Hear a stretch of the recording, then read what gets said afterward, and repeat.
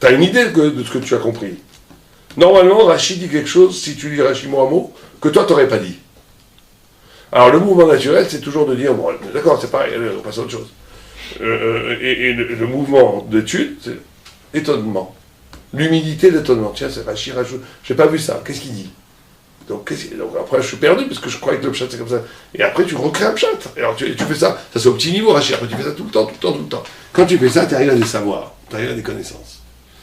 Et donc, mais ce qui est important pour nous ici, c'est que le système de la connaissance est lié au système de la création. Or, le système de la création, connaître, c'est créer, et la création elle-même est un pur savoir. Il y a une identité essentielle entre la création et la connaissance, et la chokhma. Et la chokhma, c'est koachma, l'étonnement premier, le jaillissement du néant. Donc, ça, il y a que toi qui peut le faire. Pourquoi les autres chokhma, tu ne peuvent pas? Parce que les autres chokhmot, elles sont un commentaire du monde, elles ne sont pas une création du monde. C'est ça, il n'y a pas d'étonnement, il faut y avoir un étonnement aussi. Quand on dit Torah, il faut bien comprendre une chose. Bon, alors, je voudrais avancer un peu, mais... Non, c'est pas grave, on prend notre temps de décider. La Torah, c'est pour le monde entier. Les goïms sans Torah, ils seraient des animaux. Ils ont la Torah niveau Sheva Mitzvot. Puisqu'il n'y a pas de connaissance sans Torah. Il n'y a pas d'événement cognitif sans Torah. Il n'y a pas de possibilité d'appréhender un savoir sans spiritualité. Ça, c'est le fondement de tout. On ne peut pas connaître si on n'est pas connecté à Dieu. Non, ça n'a aucun rapport avec tes religions. Ce que vous aviez dit à l'époque, la Haka, etc. Exactement. Tu ne peux pas connaître sans ça, c'est impossible. Donc tu es obligé de passer par une Torah pour connaître. Les chokhmot, shari chokhmot, elles viennent de la Torah. C'est ce que dit le pshat dans le Gaon, qui dit que le candélabre, la menorah, c'est la flamme au milieu, c'est la Torah, et les 6, c'est toutes les sciences. Toutes ces flammes, elles sont allumées après la Torah. Et la Torah dure après. Elle est allumée en premier, c'est un des miracles, et elle s'éteint en dernier. Parce qu'elles viennent de la Torah. Alors maintenant, Torah, c'est pas que le roumage que tu as. Torah, c'est l'événement métaphysique de la révélation, c'est-à-dire de l'introduction d'une lumière divine dans l'esprit humain, qui l'éveille à la pensée. D'accord?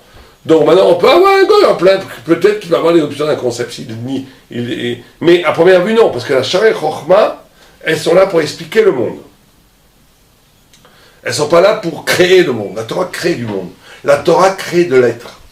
Quand tu étudies vraiment la Torah, tu métamorphoses le monde. C'est pour ça que la Torah, bien qu'on ait essayé de la cacher énormément, bien qu'on n'a jamais été prosélyte, bien qu'on a toujours été caché dans les Métamidras, bien qu'on n'a jamais paru tellement fabuleux, tous les livres qui parlent des Juifs tout le temps, c'est toujours méprisant. Et pourtant, c'est nous qui avons le plus, et de loin, influencé l'univers entier. On a influencé le monde entier, beaucoup plus que les Grecs, beaucoup plus que les Chinois. Sans les Juifs, tu n'as pas le christianisme, tu n'as pas l'islam, tu n'as pas le brahmisme, tu n'as pas toute l'histoire humaine. Elle est absolument différente. Pourquoi? Parce que la Torah, c'est la création du monde. À un moment donné, ça sort, on ne peut rien faire. T'as beau mépriser, t'as beau cacher, t'as beau dire qu'on est nul, à la fin, c'est les Juifs qui transforment le monde. Donc la Torah, c'est pas un commentaire du monde. La Torah, c'est la création du monde. Donc quand tu formules un concept toraique, tu crées, et on ne se rend pas compte de ce qu'on fait, nous. Quand tu dis une idée, tu crées des... J'avais un arabe qui disait... Tu guéris peut-être quelqu'un en Espagne, peut-être que tu es en train de causer un accident, ta Torah est lourde. Comment tu étudies la Torah et comment tu l'as fait, elle a une influence énorme sur le monde. Parce que du Nefesh HaChaim, tout le Nefesh HaChaim, c'est ça. C'est de dire comment la Torah est à l'origine même de tout ce qui se passe dans le monde. C'est la meilleure façon c'est la plus grande mashpia, c'est la Torah, plus que la tfila. Tout le Nefesh HaChaim, et là, le mashpia amiti, c'est la Torah. En tous les cas, ici, il dit deux concepts. Premier concept, c'est que la Torah peut naître du néant, elle doit naître du néant, en tous les cas, elle peut naître du néant. Et un deuxième concept, que cette Torah qui naît transforme le monde. Et ces deux concepts sont liés. Comment ils sont liés? Par le point névralgique que la Torah n'est pas un commentaire du monde, mais une création du monde. Comme elle est création du monde, elle peut naître du néant, puisque la création naît du néant, et elle peut transformer le monde, puisque son pouvoir n'est pas descriptif, son pouvoir est créatif. Donc là où elle est formulée, elle transforme, elle crée le monde dans lequel elle est dedans. Ça, c'est la première chose. Deuxième chose qu'il dit... Ouais. C'est quoi la différence avec les autres Chokhmat? C'est-à-dire que quand j'ai un Chacham Newton qui va me découvrir quelque chose, c'est Mikoach la Torah qui peut penser Bichlal. Ouais. Ok. Maintenant, c'est quoi ce que vous avez dit par rapport aux histoires des Sheva Mitzvot de Nénoir? Il peut penser parce qu'il est Shema Bezaminot. La pensée vient parce qu'il est concerné par l'éthique. Parce qu'il est concerné de ne pas manger un animal vivant, ne pas tuer, ne pas violer, ne pas voler la femme d'une autre, etc. Parce qu'il a ces 7 mitzvot, ça en fait un sujet libre face à Dieu, et donc ça le dédouble. La pensée, c'est un dédoublement. L'essence de l'homme, c'est qu'il est concerné par quelque chose qui n'est pas lui. C'est ça la définition la plus essentielle de l'homme. Il s'intéresse à ce qui n'est pas lui. Donc il est obligatoirement séparé de Dieu. Bien sûr. Alors, et ce que j'ai pas compris, c'est que l'autre fois on avait parlé de Rav Nachman, etc. Comment est-ce qu'à un moment on peut penser que nous-mêmes on est Dieu, on n'a aucune identité? On n'est pas Dieu, Hasbe Shalom. Non. On est à un moment, on est mitbatel les gamréat qu'est Blikvul. Ouais. À ce moment-là, comment on peut penser? C'est de là que Alors pour moi, c'était pas shoot que ça peut pas exister. Que je dois exister quelque part, parce que si j'existe pas, comment je peux commencer à être quoi que ce soit? Ça, c'est l'aboutissement. À un moment donné, effectivement, on peut arriver peut-être à un moment où la pensée n'a plus de sens. Où la pensée n'a plus de sens. Puisque tu es tellement avec Hachem, tu n'as plus besoin de penser. Mais ça, c'est des théories, parce que jamais un homme n'est arrivé à une perfection de bitoul où même la pensée n'a plus de sens. Mais le bitoul, la date, c'est un grand sujet kabbalistique. Ah, c'est un niveau. C'est le plus haut niveau. C'est Abraham Avinu au moment de la Kedah presque. Oui, si tu veux, c'est Moshe quand il y a Narnouma. C'est tout un. Bon, le bitoul, la date, c'est encore tout un problème encore. Hein. Parce qu'on arrive au paradoxe. Puisque l'homme n'a que du date. Donc, si tu fais bitoul la date, qu'est-ce qu'il lui reste? Mais bon, ça, on en parlera sûrement une autre fois. Ça, c'est un sujet très, très, très important et très profond. Ce qu'on appelle le bitoul date. On est obligé de dire qu'à un certain niveau de bitoul date, tu as un nouveau date. C'est Purim. À Purim, on parle de ça. Purim, c'est ça. Tu dois arriver à un bitoul date pour arriver à un date qui est un date divin. De voir le monde comme Dieu le voit. Où il n'y a plus divin entre le mal et le bien. Donc tu n'es plus du tout dans le. Tu n'es plus dans le date que nous on connaît, qui est basé sur l'éthique. Puisque notre date à nous, il est basé sur l'éthique. Puisque l'homme, c'est le oui-non de faire le bien et de faire le mal, qui est le premier binôme qui ébranle la pensée. C'est ça qui fait qu'il y a pensée, ce dédoublement. Mais il y a une pensée qui est divine, qui ne passe pas par le dédoublement, parce que Dieu est un, qui est l'unité absolue, où à ce moment-là, il n'y a plus de différence à un certain niveau entre le bien et le mal. Et ça, c'est à Purim, on essaie d'arriver à ce niveau de Bitoul Hadad. Il n'y a plus de différence entre bien et mal, parce que tout provient de Dieu, et tout provient est moyen de Dieu, tout a dévoiler une Dieu. finalité bien, parce qu'à la fin, même le mal, il fait le boulot de Dieu. Même le mal, il fait le travail de Dieu. Tout le monde travaille pour Dieu. Sans Haman, il n'y aurait pas eu Purim. Donc, Baruch Haman. Il faut arriver à un niveau de vraie conscience de ça. Quoi. D'accord, donc en tous les cas, ça c'est les deux premières idées. Deuxième idée, c'est qu'il te dit, bon, regarde la différence entre les médicaments et la Torah. Les médicaments, elle te guérit un organe, mais elle t'abîme un autre. Tu prends de l'aspirine, c'est bon pour le cœur, c'est mauvais pour le foie, etc., etc. C'est toujours comme ça. Alors que la Torah, elle est bonne pour tout le corps. Qu'est-ce qu'il veut dire par là? Qu'est-ce qu'on s'en fiche? D'accord, entre un médicament, c'est super médicament. Qu'est-ce qu'il veut dire par là? Qu'est-ce qu'il veut nous en prendre? Qu'est-ce que ce midrash qu'il amène veut nous apprendre? Qu'est-ce que vous en dites?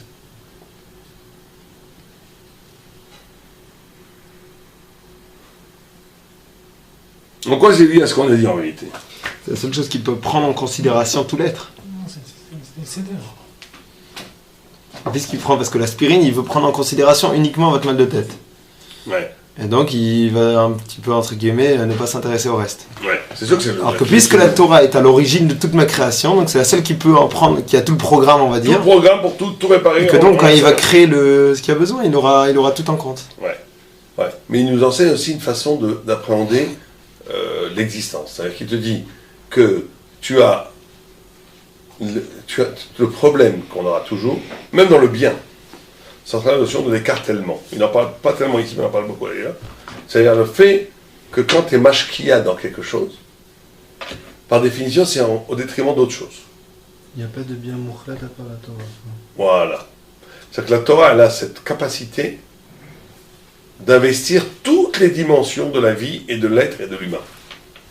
C'est ça la supériorité de la Torah par rapport au mitzvot. C'est pour ça qu'il dit que il fait dire dans Ner Mitzvot que la lumière elle éclaire tout. Alors que les mitzvot qui sont la mèche, Elle brûle. Elle est obligée de brûler quelque chose pour amortir la lumière. Une mitzvah est obligée de brûler quelque chose pour faire un tikkun. Si tu fais du chesed, c'est au détriment, je ne sais pas moi, de notre mitzvah que tu aurais pu. C'est toujours, il faut voir les calculs, mais il y a toujours quelque chose qui se paye. Pourquoi? Parce que la mitzvah est dans le monde, dans l'amazé. Elle est mekadesh en l'amazé. Alors que la Torah, elle est dans un mouvement où sauf Maaseh B'Machshava, ça veut dire que tout est là et tout est un, il n'y a pas de multiplicité, il n'y a pas de différence. Elle a la capacité d'unir la totalité du multiple. La totalité du multiple est un. Pour la Torah, il n'y a pas de différence entre ça, ça et ça et ça. Parce que c'est tout Torah. Un peu comme vous l'avez dit. D'accord? Donc ça c'est un concept aussi très profond. La notion de la notion. On voit ça dans toute la Torah quand on dit, comment il dit la Gemara, il dit Choresh b'makom hazeh, vezorea b'makom acher. Comme ça la Gemara dit. C'est-à-dire que tu étudies dans un endroit la Gemara, ça va te permettre de comprendre une Torah complètement ailleurs. Tu étudies le Maral ici, ça va donner un pshat, ça va donner un éclaircissement complètement différent sur la halakha. Quand tu as halakha, ça va donner un éclaircissement complètement différent sur le Maral, etc., etc. C'est-à-dire que le point réel de la Torah, c'est quand tu arrives à un degré de conscience, de toda'a, où l'unité est tellement forte que le point que tu étudies est presque une illusion. Le point que tu étudies te donne une guicha sur toute la Torah Kulo, sur tout l'univers entier. Ça, c'est le plus haut niveau de Torah, parce que c'est très dur. Parce que très souvent, on s'oublie dans les détails de ce qu'on étudie. On ne voit pas le rapport tellement entre... Tu fais Massar Bechala, tu fais Benaïzer, tu fais tout ça, tu n'as pas l'impression que tu touches à tout. Que tu touches à tous les aspects de la vérité. Or, le Emet, il est tout le temps total. Emet, c'est Aleph, même Tab. Aleph, première lettre, même pour le milieu, Tab, dernière lettre, c'est tout. La qualité, la totalité est intrinsèquement liée au Emet. Ce qui n'est pas le cas de la mitzvah. La mitzvah, elle est séparée. Alors que le Emet, il est total. D'accord? Bon, ça aussi, c'est des choses qu'il faut réfléchir, c'est très important. En vrai, grâce à la Torah, je transforme mon cerveau en... C'est pour ça que le Gadol, quoi, va toujours voir le monde entier, parce qu'à travers sa Torah, il arrive à tout... C'est plus que le monde entier. Je ne sais pas comment expliquer, c'est un peu compliqué à expliquer ça. C'est comme une symphonie. Quand tu écoutes une note d'une symphonie, tu écoutes toute la symphonie. Un Raham, il est capable de... d'entendre toute la symphonie dans la note. Voilà, exactement. C'est ça la grande difficulté. C'est d'entendre toute la symphonie dans la note, et comment dans un regard, comprendre toute la personne. C'est-à-dire que lui, tout à l'heure, quand on lui pose une question qu'il n'a jamais réfléchi à elle, il pourrait la déduire d'un autre truc qui n'a rien à voir. Complètement. Un Talmid Chacham Amiti, il peut toujours trouver une réponse, parce que tout est lié. Tout est mounach dans ce qu'il connaît déjà. Même s'il ne connaît pas tout. Il y a quelqu'un qui m'avait dit ça, c'était pas très sympathique, mais il disait qu'il y avait beaucoup de dayanim au Maroc et tout, qui donnaient des psakim, et ça marchait toujours, alors qu'ils ne connaissaient pas très bien certains trucs. Comme ça, il me disait Rabbeban, je sais pas, il faut s'en méfier, des cours comme ça, sur la tête, mais comme ça, il me disait qu'ils ne connaissaient rien du tout, mais surtout tout le temps, leur psakim était impeccable. Pourquoi? Parce qu'ils avaient une théora, donc ça marchait. Mais c'était pas que ça était des shmaya, c'était que parce qu'ils avaient la chokhma, donc ils arrivaient à s'en sortir. Bon, en tous les cas. D'accord, alors on continue. Ok. ולקח. אמר אחריו אם יש לאדם חולה בגופו שכל אשר הוא חולה יוצא מן הסדר, יעסוק בתורה שהיא סדר העולם, ואז האדם אשר היה מקבל חולי שהוא שינוי, יחזור אל הסדר שהוא בריאתו. ואמר עוד, חש בראשו וכולי, כי כאשר יבוא שינוי לגוף כמו כל הדברים שהם שינויים בגוף, על ידי התורה שהיא סדר העולם מחזרת את הגוף שהיה בו שינוי אל סדר שלו. כי אל סדר התורה נמשך הכל כמו שאמרנו. ומה שאמר הראש בפני עצמו, מפני שהראש שם השכל, והוא קרוב על התורה בעבור חשיבות הראש. הוא ראשון וקודם לקבל הרפואה על ידי התורה, ולפיכך אמר בראשון חש בראשו יעסק בתורה. ואמר אחר כך חש בגרונו יעסק בתורה. הגרון הוא למטה מן הראש, אשר שם השכל, והגרון יוצא ממנו הדיבור, והגרון כלי אל שכל והגרון כלי אל שכל הדיבור, ולמטה מן השכל עיוני. ואמר כי אף בזה אם יעסוק בתורה ימשוך לו על ידי התורה רפואה, אף כי הוא יותר רחוק מן השכל. ואמר עוד, חש בבני מאב, העבר הזה הוא למטה מן הגרון, כי הגרון שם הדיבור השכלי, ובני מים כמו ריאה ולב הם כלים לחיים, ולכך הם למטה מן הגרון ששם השכל הדיברי. ואפילו אחי על ידי התורה מקבל רפואה ואביה מן השם יתברך. ואמר חש בעצמותיו יעסק בתורה, העצמות הם למטה מהם, שאינם כמו בני מים, שהם כלי ומשכן לרוח חיים, אבל אלו הם בניין לאדם שעליו נבנה האדם. ואמר שגם העצמות מקבלים רפואה והוויה על ידי התורה מן השם יתברך. ואמר אחר כך חש בכל גופו, אף על גב שהוא רחוק יותר עד שאין דבר נתלה בו כלל, כי אין דומה שער הגוף לעצמות, כי הם בניין האדם, עד כי אם יש שינוי בכל דבר, התורה של האדם, שהיא סדר העולם ואחריה יימשך העולם, היא מחזרת האדם אל סדר שלו. והנה, התחיל בראש שהוא יותר ראשון ויותר קדום לקבל הוויה ורפואה מן השם יתברך, ואחר כך הזכיר הגרון שהוא למטה ממנו, ואחר כך בני מים, ואחר כך העצמת, ואחר כך כל גופו, כי כל אחד ואחד לפי מעלתו הוא קודם לקבל החיים מן השם יתברך.